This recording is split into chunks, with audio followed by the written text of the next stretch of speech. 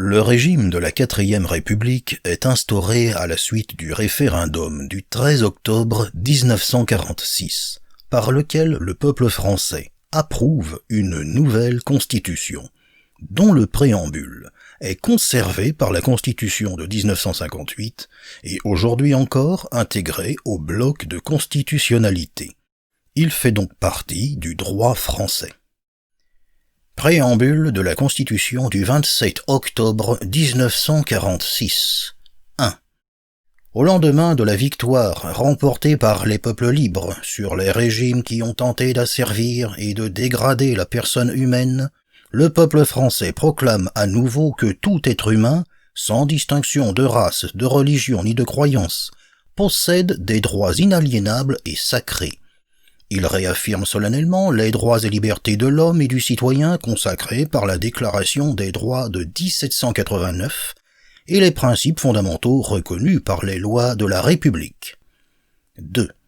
Il proclame en outre, comme particulièrement nécessaires à notre temps, les principes politiques, économiques et sociaux ci-après. 3. La loi garantit à la femme, dans tous les domaines, des droits égaux à ceux de l'homme. 4. Tout homme persécuté en raison de son action en faveur de la liberté a droit d'asile sur les territoires de la République. 5. Chacun a le droit de travailler et le droit d'obtenir un emploi. Nul ne peut être lésé dans son travail ou son emploi en raison de ses origines, de ses opinions ou de ses croyances. 6.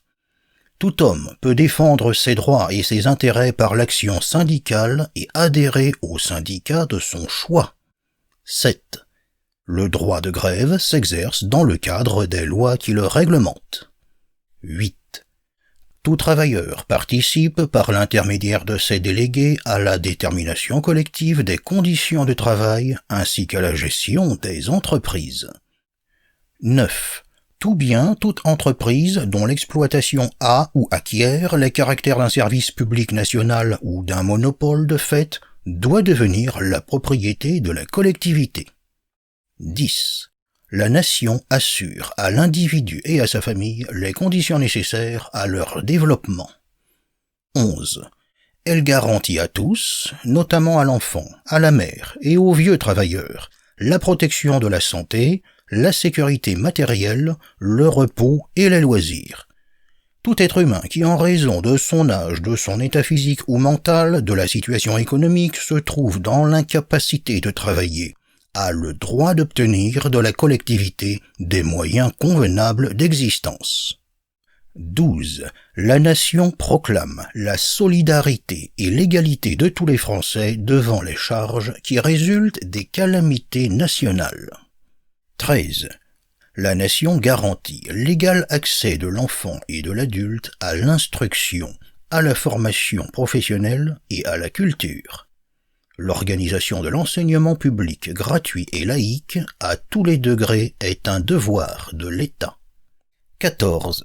La République française, fidèle à ses traditions, se conforme aux règles du droit public international. Elle n'entreprendra aucune guerre dans des vues de conquête et n'emploiera jamais ses forces contre la liberté d'aucun peuple. 15. Sous réserve de réciprocité, la France consent aux limitations de souveraineté nécessaires à l'organisation et à la défense de la paix. 16. La France forme avec les peuples d'outre-mer une union fondée sur l'égalité des droits et des devoirs, sans distinction de race ni de religion. 17. L'Union française est composée de nations et de peuples qui mettent en commun ou coordonnent leurs ressources et leurs efforts pour développer leurs civilisations respectives, accroître leur bien-être et assurer leur sécurité. 18. Fidèle à sa mission traditionnelle, la France entend conduire les peuples dont elle a pris la charge à la liberté de s'administrer eux-mêmes et de gérer démocratiquement leurs propres affaires. Écartant tout système de colonisation fondé sur l'arbitraire, elle garantit à tous l'égal accès aux fonctions publiques et l'exercice individuel ou collectif des droits et libertés proclamés ou confirmés ci-dessus.